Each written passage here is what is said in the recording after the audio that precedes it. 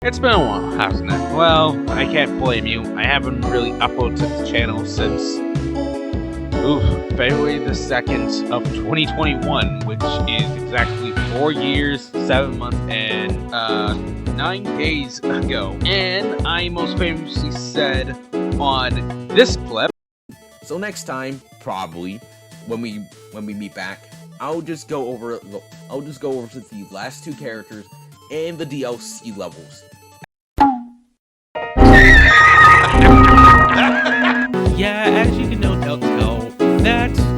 Anyway, I'm back now, and to be honest, I always want to come back to making more videos. It's just that so much of my life have changed ever since I posted that video back in 2021 that it's crazy for me to think about it while recording this, actually. And even now, I don't think I could be able to make the same type of video that I did before I took that very long hiatus. I think my main reason why I wanted to come back to making more videos was because I was sort of interested in it because so much of my life was spent on YouTube, I guess. And the only reason why I came back was because of certain reasons. But I'm not gonna dwell on that. Anyway, in between that time that I took from 2021 up to now, I've been doing a lot more things in my life, such as going through my backlog, whether it be some anime, whether it be some shows,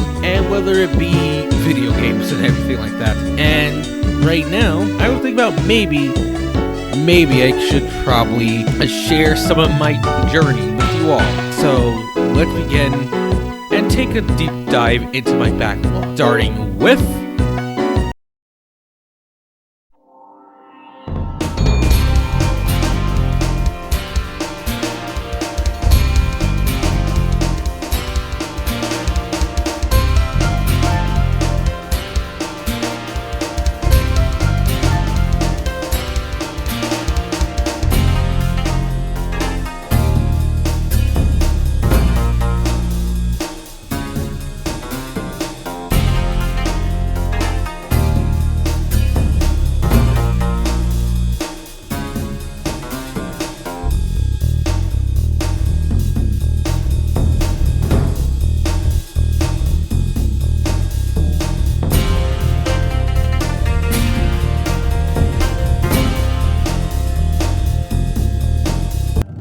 So first in this video is Spyro the Dragon, a series that I have tried so many times to get into over the years that I could not tell you how, but I finally did it through, ironically enough, the first game. You see, Spyro is one of those series that I go through YouTube videos. I think the first Spyro related videos that I remember watching back then was Haydox's old Activision and Spyro of Fate Worse Than Death video back in the day. There was also this YouTuber called Josh Calls and his version differences about the Japanese and Western version of Spyro. From there, I think there was also some others like TGX Reviews, Extra Paradigm Gamer, and I think that really gave me the push to really try this series out. And the very first game that I played was ironically the first game in the franchise, simply called Spyro the Dragon. And to be honest, I couldn't really beat this game or complete it at all, at least in the PS1 version. And this was before I had the completion-ish bug that I had for games that I somewhat do nowadays. And to be honest, I really don't know why to ask you about that. I just for some reason, I just stopped playing it and everything like that. But when I recently got the Reignited trilogy of Rock Bottom Deal one time, I decided to buy it and just give it a spin. And that is the version that I mainly played for my first ever reintroduction to Spyro the Dragon, at least Spyro 1. And not to beat a dead horse or anything like that, it just finally clicked and everything like that. I was able to get through the entire game and beat Nasty Nork and get 100%, well, 120% completion at it. And I really cannot tell you why. It's just as soon as I just got into it, I just really enjoyed my time playing it. And the only thing is that the bosses are kind of I just really dumped them and all, especially the last one because, well, reasons, and I'll probably explain it someday or something like that. Stuart Copeland's tracks are pretty good and anything like that, and Steven Venkoff's remastering of them are pretty great as well, even though I kind of could hear the difference between them. And to be honest, I think the environments are great as well. The only thing I kind of had to complain about was the flight levels, at least the first one, because I could not tell you why, I just didn't like it. The other ones, I had some minor difficulty with them, but I really was able to get a hang of it and anything like that, and somewhat enjoyed them, but that's neither here or there. And I might do so in some kind of Spyro video eventually, maybe. At least if I'm motivated enough to actually do it. But overall, I kind of like Spyro 1, at least through my first playthrough of it. Probably it might change after I finish play and be in Spyro 2 and 3 eventually. But overall, I like Spyro 1 quite a bit. And that's it. On to the next one.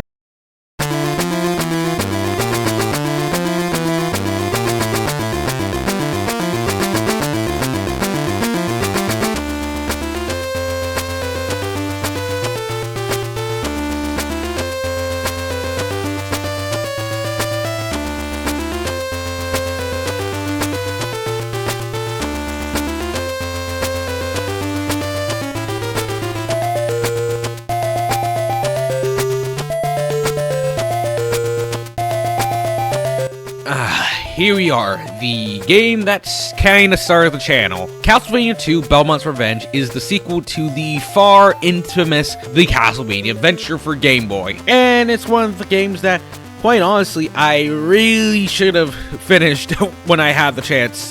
What I mean by is that even though the game is pretty good, I know for a fact that I should have put out the final part when I did.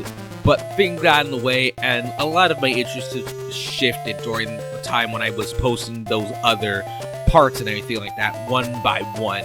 And also, it didn't help that I kind of lost the file to the final part somewhere between me doing, like, other things around that time. So, yeah. Whoops. And to be quite honest, after going back to playing it after so many years, I finally found out that I do still kind of love it. I mean, sure, it's very short. It can take no less than 30 minutes or so, maybe an hour if you power through and everything like that. But I had fun. I mean, granted, there were 2 sub-weapons, depending on the Japanese version, or the American version, where it literally switches the cross with the axe, and you have the holy water and anything like that. And also, I really hate the second to last level of the game because how long it is, and also the boss kind of really didn't feel like it's all worth it and anything like that. But all the other things is pretty great. I mean, you can pick any level that you wanted at the beginning, although there is a set path when you use the passwords and everything like that. And there's also the great music. I mean, Ripe Seed, New Messiah, Playing Hands, those are absolute certified bangers and everything like that. I mean, granted, it is the second game out of 3 classic Castlevania games on the Game Boy, which not a lot of people actually acknowledge a lot, besides like their historical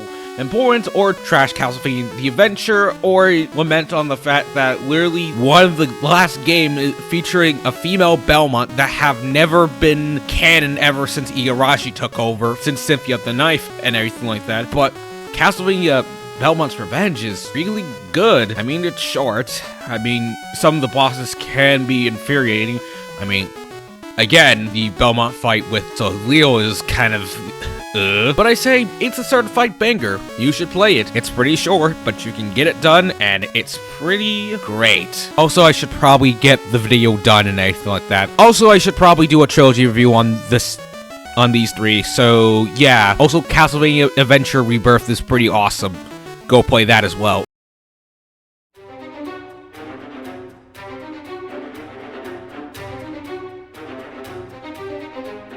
Spider-Man. One of the quintessential characters that I think of when the term superhero comes to mind.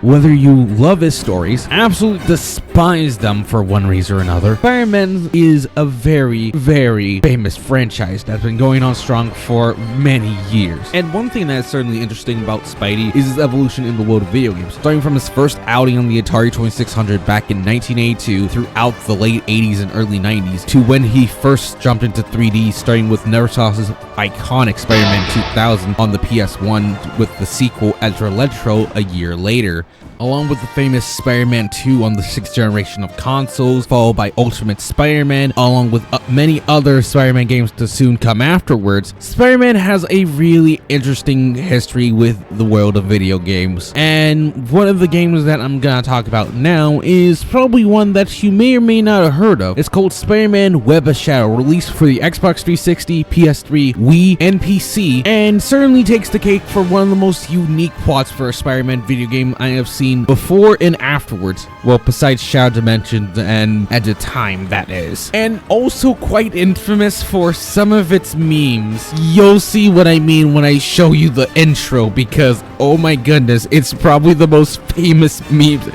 ever, and I'll show you my reaction to it. Wait, is that Moonlight Sonata? Wait, is that? Oh, wait. It's the meme! Oh my goodness, I knew this game had this meme, but I didn't know it was at the freaking beginning of the game. As soon as you just press start, it's at the beginning of the game. Oh my goodness! Even better! Moonlight Sonata is playing. Oh my goodness, I can't take this seriously anymore. Oh my goodness, this is off to a great start, man. And it was at this moment where I began to realize that I would slowly love this game, whether or not I commented on how good the graphics are or how good I absolutely love the game's combat. At least in the first few minutes that I tried it, I kind of love this game. And in the next few clips that you'll see, it's probably some of the ones that I commented a little bit about some of the games and some things that I did while I was at least testing it out through the version that I'm playing, which is the PC version. But that's neither here or there. Oh, look at that hit ratio.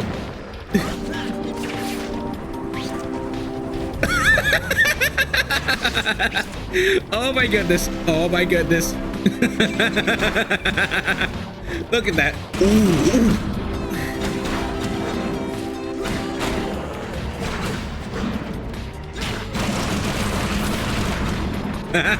Look at that. Look at that. Look at this. This is just immaculate, man. I have to say, off to a great start. Look at him go. He's just sliding up and oh man, look at Spidey. He's pressed. Man, Spidey is off his rocker today. I love it. And I love the fact that I can absolutely obliterate everything with it. Ooh, what's this? Look at me go. Look at me. I can't even do this. I'm pretty sure I'm not supposed to be able to do this, but okay. And I didn't even fight the other things. I just straight up just hit the pod like nobody's business. And this is Crazy Taxi's about to pop his head like a watermelon. Look at him fling up in the air. Oh, look at me go. Look at me go. Look at me go. Look at me go. Oh, he sticks on the oh, he went toward him. Oh wait. Oh. Look at me when I talk to you. Peter? Mary Jane. Thank This God. man just switched up quickly. And he's gone. Ooh. Look at me. I'm gonna have to finesse a little bit. I'm actually doing it. I'm a full-grown Spider-Man. I'm a fully grown Spider-Man. Landing on the van like a proper Spider-Man. And just like that, the game came in. Look at me. Sliding in.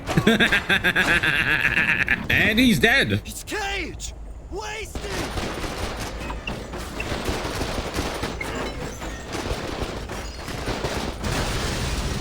That's Cage the Terminator. Look at me go. Overall, I kind of like this game. I still need to play more of it if I want to at least give my full opinion of it, but I like it. On to the next one. Cure Quest 64 is a game I didn't know I want more of until after I played it. I mean, oh my goodness, this game is so amazing. I mean, literally. I mean, the fact that this game was made by Super Mario 64 ROM hackers, I mean, the movement is just so good. I mean, the triple jump, the backflip, the ground pound, which is obviously Super Mario Odyssey style because of the fact that you can just ground pound and then you can get out of jump and get more air out of it. The fact that you can use your tongue to be able to get to other platforms and everything like that. The fact that you have a galaxy style spin and everything like that, and it just gives you more air. I mean, oh my goodness, this is so amazing. Although the funny thing is that when I was replaying this game just to capture footage, I found out that apparently when I was playing the Switch Palace and everything like that in my first playthrough, the fact that I pressed down on it means that it's permanently on even when you replay it through different playthroughs, so it persists through it even afterwards. But I don't care, it's freaking amazing. I mean, the fact that it took the main thing with Super Mario Odyssey, where as soon as you collect the main collectible, it don't boot you out of a level. You can keep going. And the fact that there's levels in between levels, I mean, it's just freaking amazing. And the fact that it's only like this short with a few levels and everything like that, it's freaking amazing. And I want more. I really want more. If there was a game that I would buy day one after buying a demo, this game is the most apparent example of this. Go play it. It's amazing. Play it. Go. Just go and play it. Meanwhile, I'll probably have to go look into Super Mario 64 ROM hacks just to get my fix until this game comes out. Oh my goodness, Cure Quest 64 is amazing. You should play it. Go spread a word about this. You won't regret it.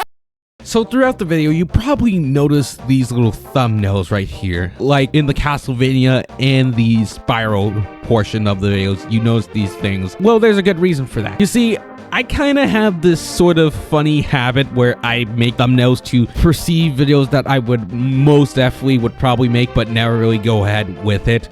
And I was thinking about maybe I should probably make these videos or something like that. But the only problem is that I know for a fact that during this entire thing, this will probably be the only video that I posted for a while. So I want to propose an idea to you, and you can comment in the comment section below. But what I was thinking about is maybe doing a system where I take a bit of time and make like a few videos and then post them out throughout like the entirety of a month or so.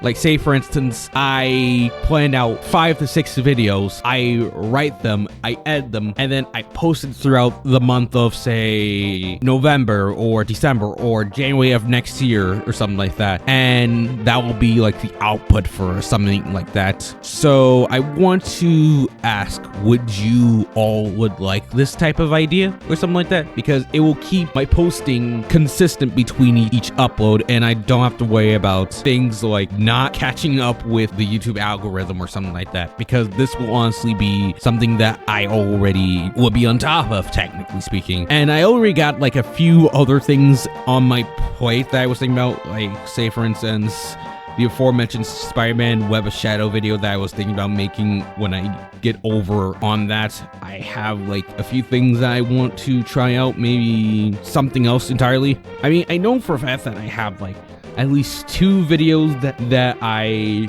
may or may not be able to finish in like a week or so. Maybe that only depends on if I want to actually be bothered to it, but let me know down in the comments. Anyway, back to our next section.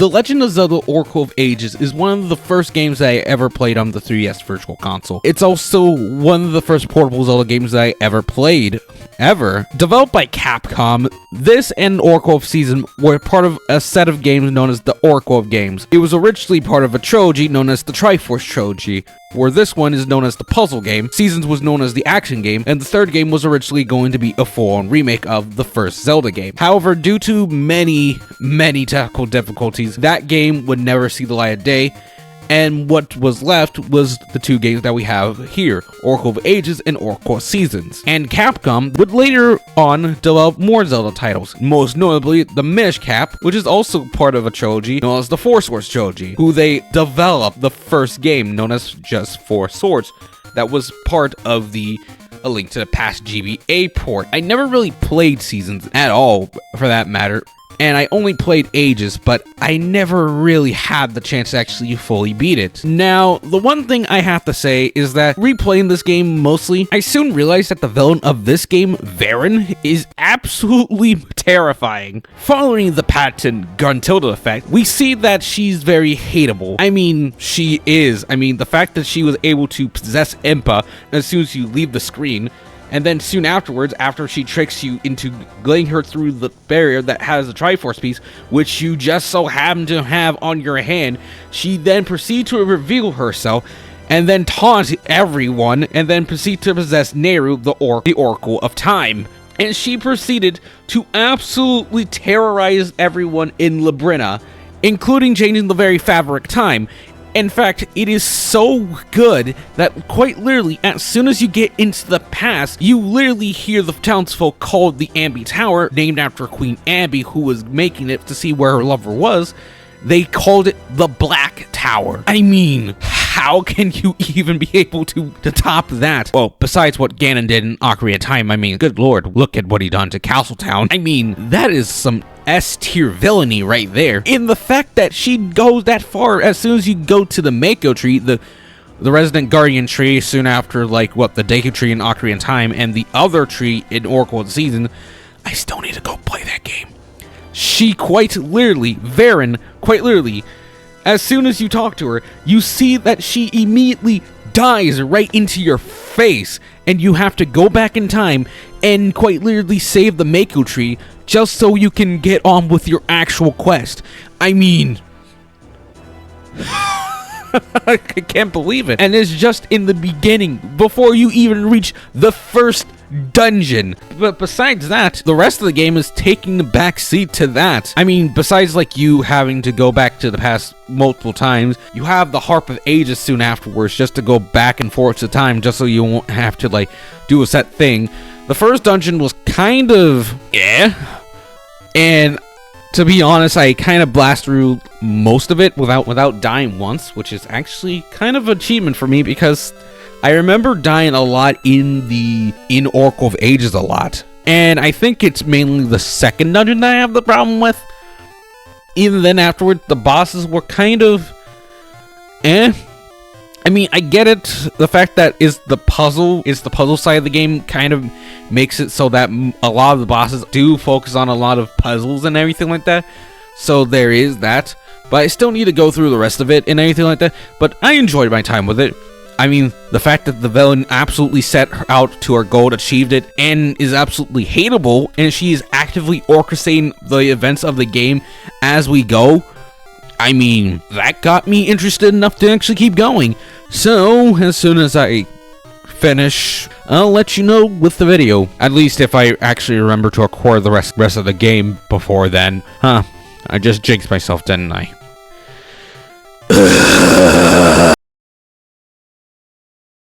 This last one comes from the Henry Stickmin games. At least the first one, because that was the one that I recently played. Henry Stickmin is a staple of my type of childhood because back during the 2010s, when I was in the computer lab with all my classmates, we was allowed to play Flash games back when Flash was actually still alive. I hate you, Adobe. And one of the frequent games that I would play, besides like Papa, Freezer Rita back in the day, even though I never really saved it, was Henry Stickmin. Its overabundance of references, its unique humor, and everything like that was something that attracted me. especially when you consider that a lot of Let's Players back in the day actually played a grand majority of these games. Now, the only game that I haven't played was the first game, Breaking the Bank, and after like finding a website that actually contained the original Flash version, I'll get to that a little bit later, I was able to find out why it's so different from the rest of it that it kind of need to be remade a little bit more. Because, as you can no doubt tell, a staple of the Henry Stickmin game since the second game was the fact that when you actually pick a choice, sometimes it'll be a chance between it actually failing or it actually succeeding in some way. And when it fails, which most likely it will, there's going to be a fail screen that actually involves a witty comment on it. The original version of Breaking the Bank, however, do not have this. In fact, as soon as the fail ended, you can just click on each one and it just goes naturally until you actually reach to the actual one that actually starts the rest of the series. And for obvious reasons, the Henry Stickmin collection version actually do add all these in, but it kind of feels weird actually having them, especially when you consider the fact that due to the fact that all of the Henry Stickmin games, besides like the one that they added into the collection completing the mission, all have a bunch of copyrighted material in it, they had to go change a lot of things. So something like, say for instance, the shovel in the original, and the shovel in collection, going to sound very different. But besides that, playing the original version was actually quite invigorating. But anyway, that's all I have for Henry Stickmin, at least for now. So, let's get on with the next one. So before we end this video off, I would like to do a quick bonus round of all the things that I wanted to include in this video, but didn't really have enough time to because of time constraint and everything like that. This will go into no particular order, and I would just like to leave my general opinions about it at least to give you some type of entry. Here you go. Silent Hill 2, the original. Pretty great game, honestly a cornerstone of the Silent Hill series. Cannot wait to play the remake to see how different it is. Far Cry 3. Kind of funny how I just played this during my entire time actually dealing with Kayden Live and cannot stand it, crashing every time. Still a pretty interesting game, although I am going to have to slowly chip at it again. Silent Hill Downpour. Funny how this is the last known console entry in the Silent Hill series that was made by a Western developer before the Silent Hill 2 remake came out later on and revived the interest in the franchise, and then Silent Hill Elf just came out as I was ending this. But it's pretty interesting. Still need more time to actually play it though. The Legend of Zelda Skyward Sword. I beat this in 2022, but I only captured the last boss.